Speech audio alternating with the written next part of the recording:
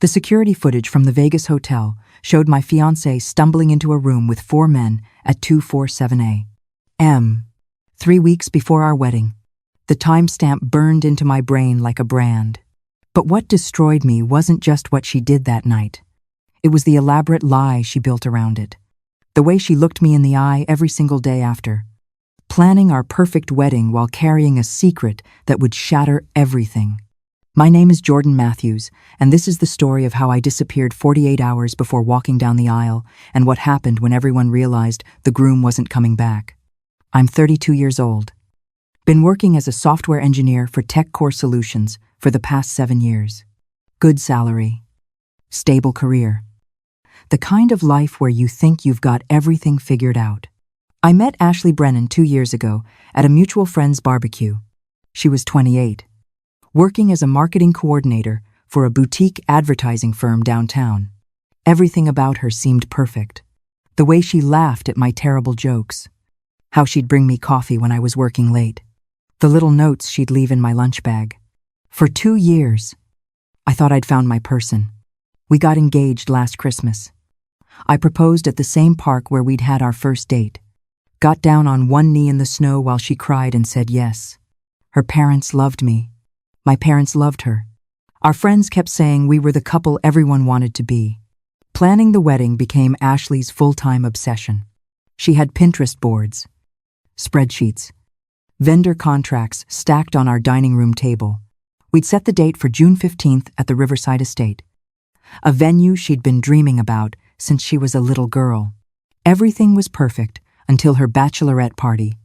If you're enjoying this story so far, please hit that subscribe button and turn on notifications so you never miss an upload. Leave a comment below telling me what you would do in this situation, and smash that like button if you think honesty matters more than anything in a relationship. Now, let's get back to the story. Ashley planned her bachelorette party for 3 weeks before the wedding. She was going to Vegas with her bridesmaids. 7 women total. Her maid of honor was her college roommate, Brittany Chen, who I'd never particularly liked. Something about the way she'd look at me, like she was constantly judging whether I was good enough for her best friend. The other bridesmaids were a mix of work friends and childhood buddies. The plan was simple: Thursday through Sunday in Vegas. Shows, spa treatments, pool parties, the usual bachelorette stuff. Ashley had shown me the itinerary. Every activity planned down to the hour. She'd been so excited, talking about it nonstop for weeks. I wasn't worried. I trusted her completely. My bachelor party was the same weekend, but we kept it local. Just me and 6 guys heading to a cabin upstate for poker, fishing, and drinking beer. Nothing crazy. Nothing that would make anyone uncomfortable. The kind of bachelor party you tell your grandmother about. We left Thursday morning. Ashley kissed me goodbye at the door. Her suitcase already packed and waiting by the entrance. "Have fun, babe," she said, adjusting my collar like she always did. "Don't let the guys get you into too much trouble." "Same goes for you," I replied, pulling her close. "Though knowing your friends, trouble is pretty much guaranteed." She laughed and promised to text me pictures. I watched her Uber pull away, then loaded my truck and headed north with the guys. The cabin had terrible cell service, which was part of the appeal. We spent Thursday afternoon fishing, caught almost nothing, and spent the evening playing poker while my buddy Trevor told increasingly ridiculous stories about his dating disasters. It was exactly what I needed. Just guys being guys. No stress. No wedding planning. Just relaxation. Friday morning, I woke up to 17 missed calls from an unknown Nevada number. My stomach dropped immediately. Something was wrong. You don't get 17 calls from Vegas at 3:00 a.m. unless something went seriously wrong. I stepped outside onto the cabin's porch and called the number back, my hands already shaking. "Mr. Matthews." A professional female voice answered. "This is Linda Morrison with Desert Springs Hospital in Las Vegas. We have an Ashley Brennan here who listed you as her emergency contact." My heart stopped. "Is she okay? What happened? She's stable. Ms. Morrison said carefully. She was brought in early this morning with alcohol poisoning. We've treated her, and she's recovering. But we need someone to pick her up and make sure she's not left alone for the next 24 hours. I'll be there in 6 hours, I said, already calculating the drive time from upstate New York to Vegas. Can I talk to her? She's sleeping right now. But I can have her call you when she wakes up. I hung up and immediately started packing. Trevor tried to convince me to fly instead of drive, but I needed the time to process. Ashley had alcohol poisoning, serious enough to be hospitalized. What the hell had happened at that bachelorette party? The drive to Vegas was the longest 6 hours of my life. Ashley called me around 1:00 a.m. from the hospital, her voice weak and apologetic. "Jordan, I'm so sorry," she said, and I could hear she'd been crying. I don't even remember what happened. We were at this club, and Brittany kept ordering shots, and everything just got out of control. "It's okay," I told her, though anxiety was eating me alive. "The important thing is you're safe. I'm about 2 hours away. Thank you for coming," she whispered. "I love you so much. Love you, too. Babe, just rest." I picked her up from the hospital at 2 p.m. She looked terrible, pale, exhausted, wearing yesterday's club clothes with a hospital wristband still attached. The nurse gave me discharge instructions and a stern warning about monitoring her fluid intake. "Where are your friends?" I asked, as we walked to the rental car I'd picked up. Ashley's face went tight. "They're at the hotel. I told them not to come. I just want to go home." We drove straight to the airport and caught a red-eye back to New York. Ashley slept most of the flight, her head on my shoulder. I spent those hours staring at the seat in front of me, trying to ignore the nagging feeling that something wasn't adding up. Ashley was a responsible drinker. She knew her limits. What had happened to make her end up in the hospital? When we got home Saturday evening, Ashley went straight to bed. She slept for 14 hours straight, while I sat in the living room scrolling through her social media. The other bridesmaids had posted photos from the trip.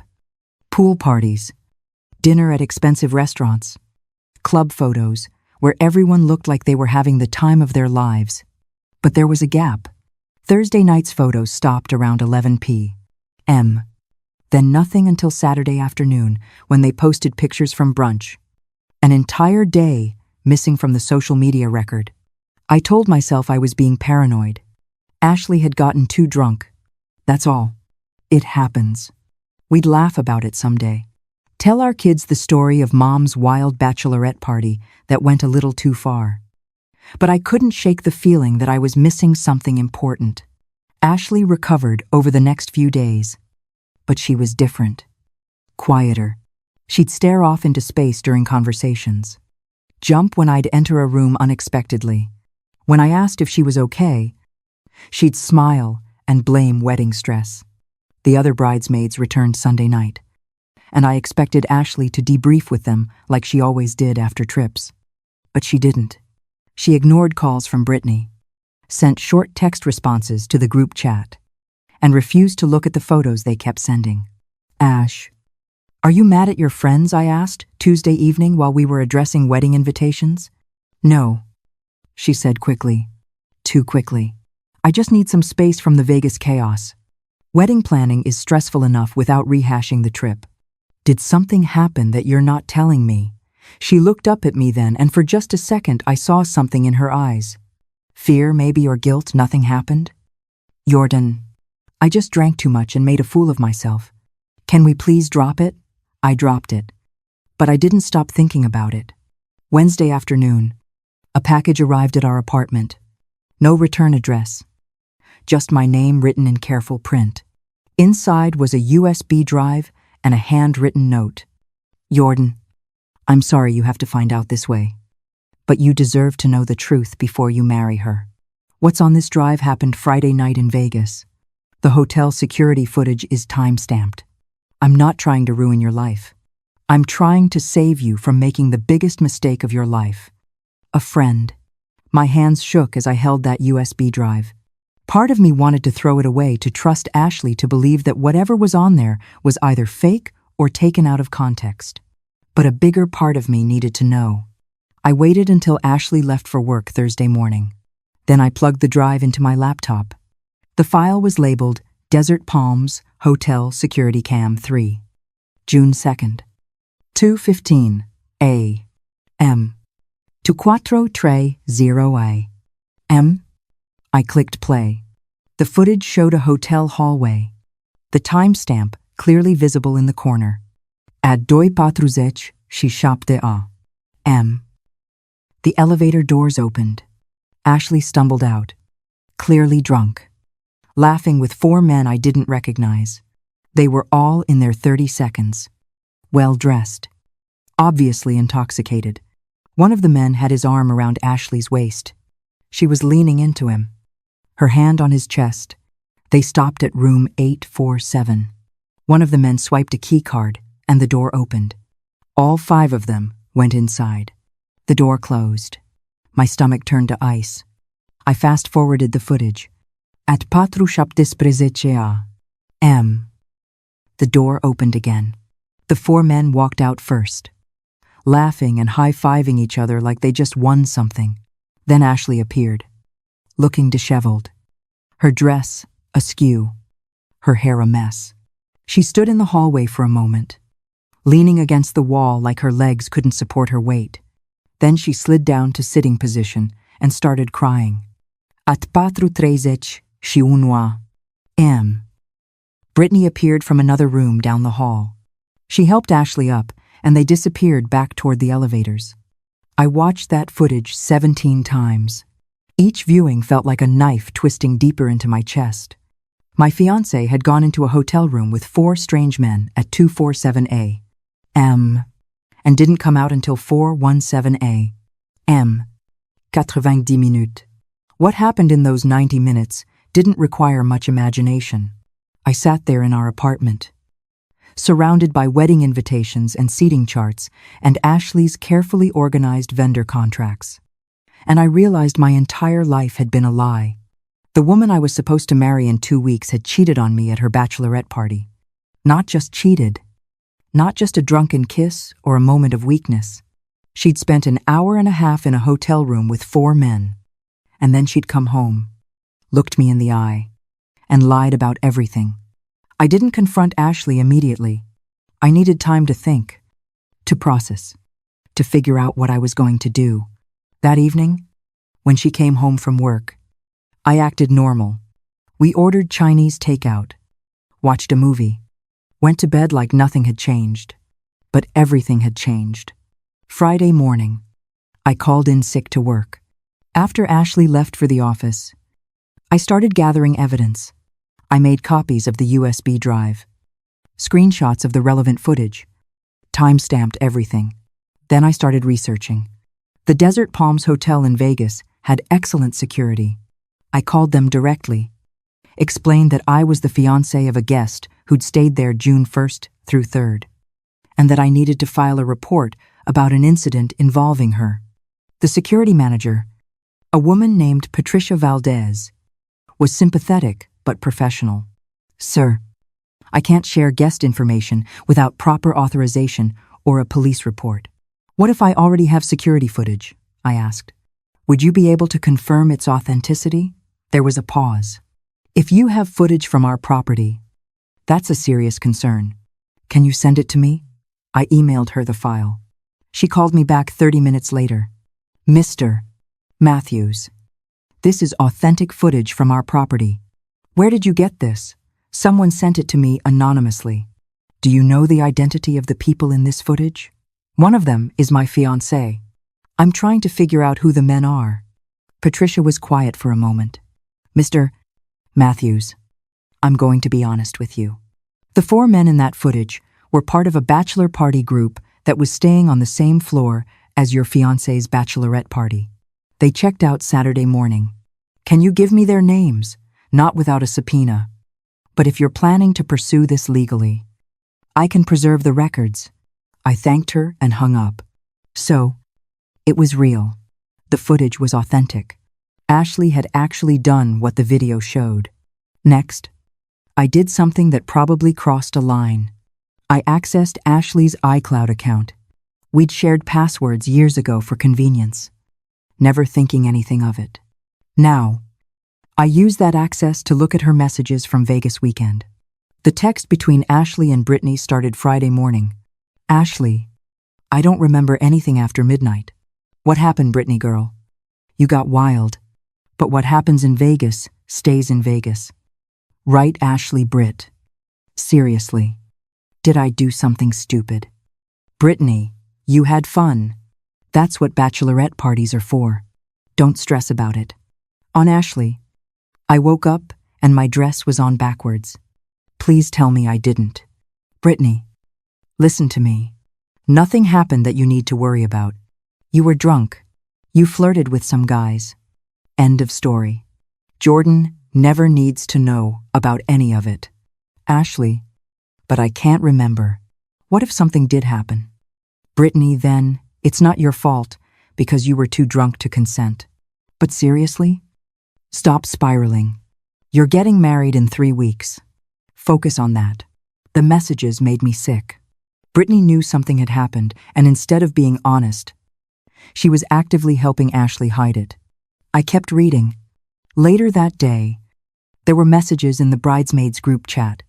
Brittany, ladies, reminder that Vegas stays in Vegas. Ashley had a rough night, and she doesn't need anyone bringing up Friday at the wedding, and Jessica agreed. My lips are sealed.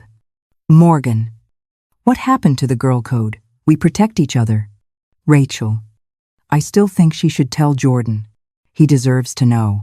Brittany, Rachel, seriously, you want to ruin their wedding over one drunk night? Ashley doesn't even remember it. There's nothing to tell. Rachel, that's not how this works. Brittany, then maybe you shouldn't be in the wedding party. The conversation went quiet after that. Rachel, whoever she was, had tried to do the right thing and gotten shut down. I closed the laptop and sat in silence. The wedding was in 9 days. 9 days until I was supposed to stand in front of 150 people and promise to love Ashley for the rest of my life. 9 days until I married someone who'd betrayed me and then lied about it every single day since. I could confront her, demand the truth, cancel the wedding publicly, and let everyone know why. Part of me wanted that.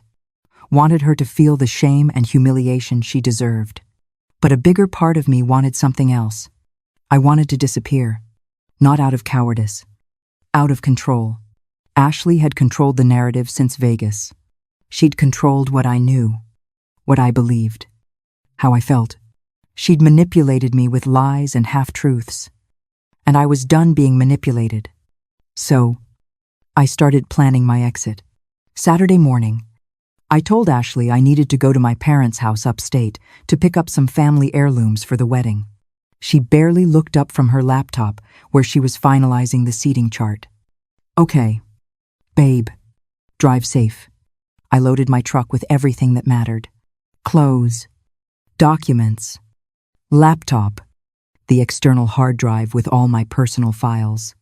I'd already transferred money from our joint account to a new personal account earlier that week. Not all of it, just my half. I wasn't trying to steal from her. I was just protecting myself. I drove to my parents' house and told them everything. My mother cried. My father looked like he wanted to drive to New York and confront Ashley himself. So, what are you going to do, Dad asked. I'm leaving, I said. The wedding's next Saturday. I'm not going to be there. Mom grabbed my hand. Jordan, are you sure about this? Maybe you should talk to her first. I've thought about that, I said. But here's the thing. If I confront Ashley now, she'll lie. She'll cry and apologize and beg for forgiveness. And part of me might believe her. Part of me might convince myself that people make mistakes. That we can work through this. But you don't believe that, Dad said. I don't. Because it's not just about what she did in Vegas. It's about every single day since then, when she looked me in the eye and lied. When she planned our wedding while hiding the biggest betrayal of our relationship. That's not a mistake. That's a choice. My parents understood. They didn't like it. But they understood. I spent the next week at their house, tying up loose ends. I wrote a letter to Ashley explaining everything I knew, including screenshots of the security footage and her text messages. I arranged for it to be delivered to our apartment Friday afternoon, the day before the wedding. I sent emails to the groomsmen explaining that I wouldn't be at the bachelor party and that they'd understand why soon enough. I called my boss and explained I was dealing with a personal emergency and would need to take some time off. I didn't tell anyone where I was going. Not even my parents knew my exact plan. Friday afternoon at 3:00 p.m. I had the letter delivered to Ashley via courier. Then I turned off my phone, got in my truck, and started driving west. I didn't know where I was going. Didn't care. I just needed distance between myself and the life I'd almost married into. The phone call started around 4:00 p.m. I knew because I'd set my phone to forward missed call notifications to my email.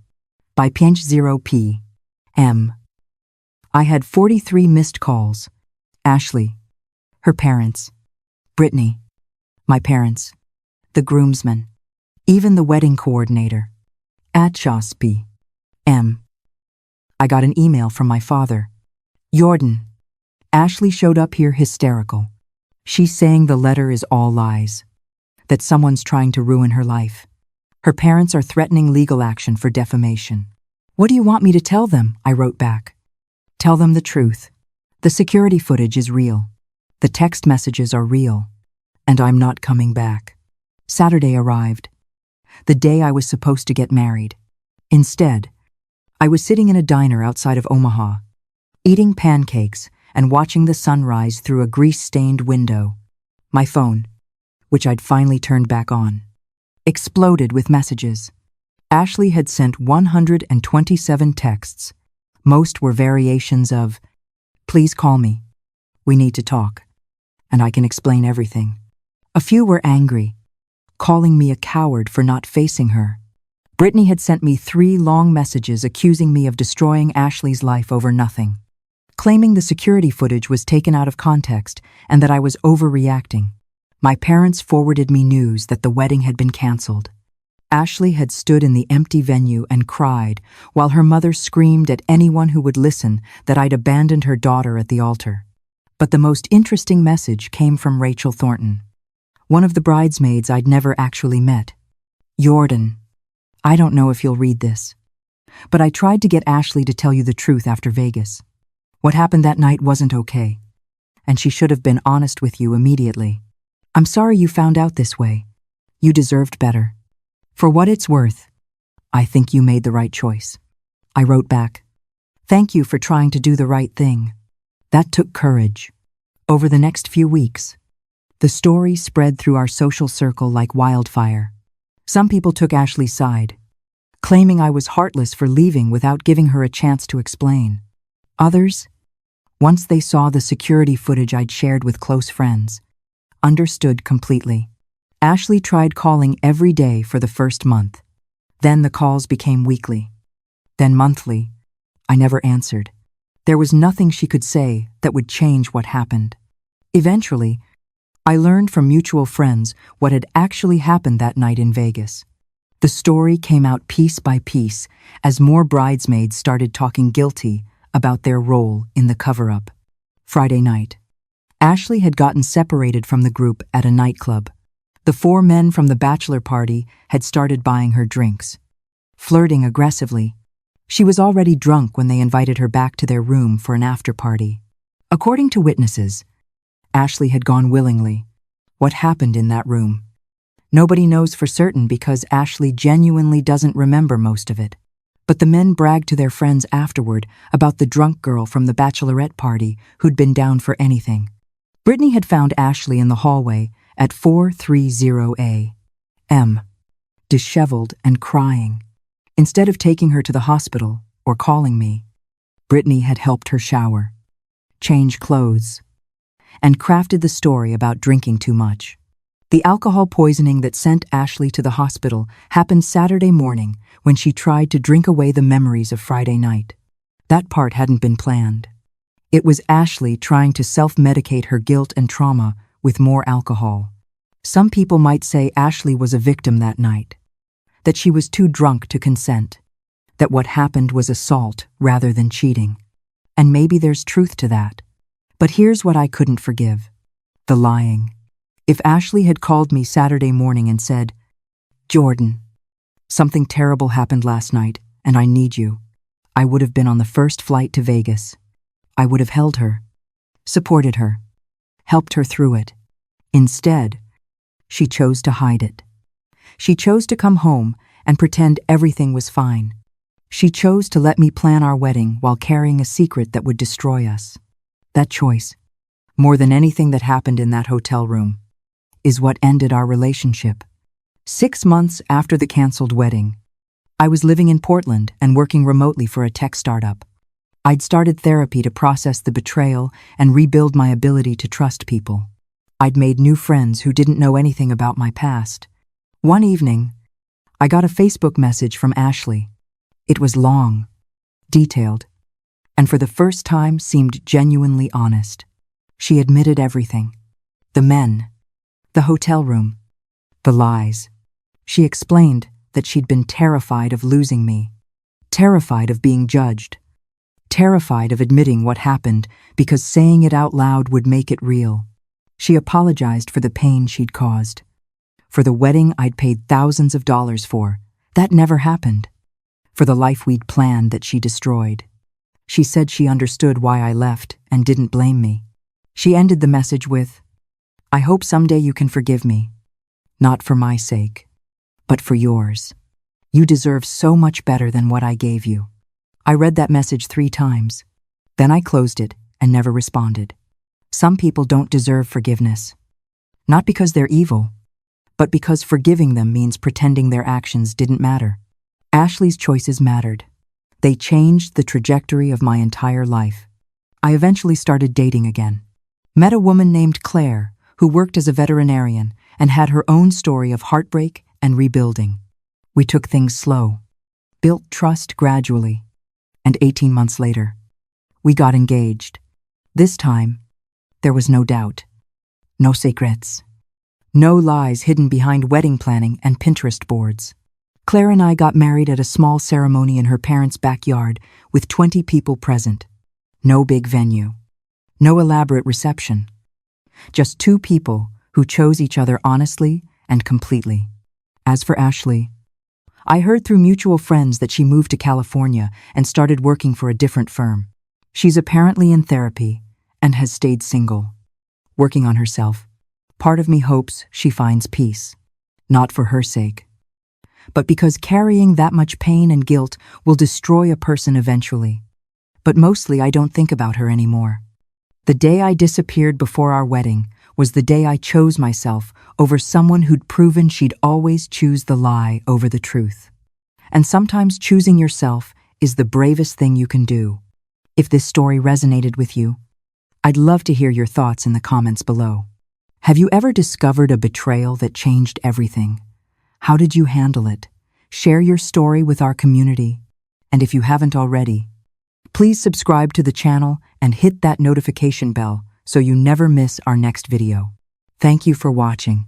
And remember, you deserve someone who chooses honesty even when the truth is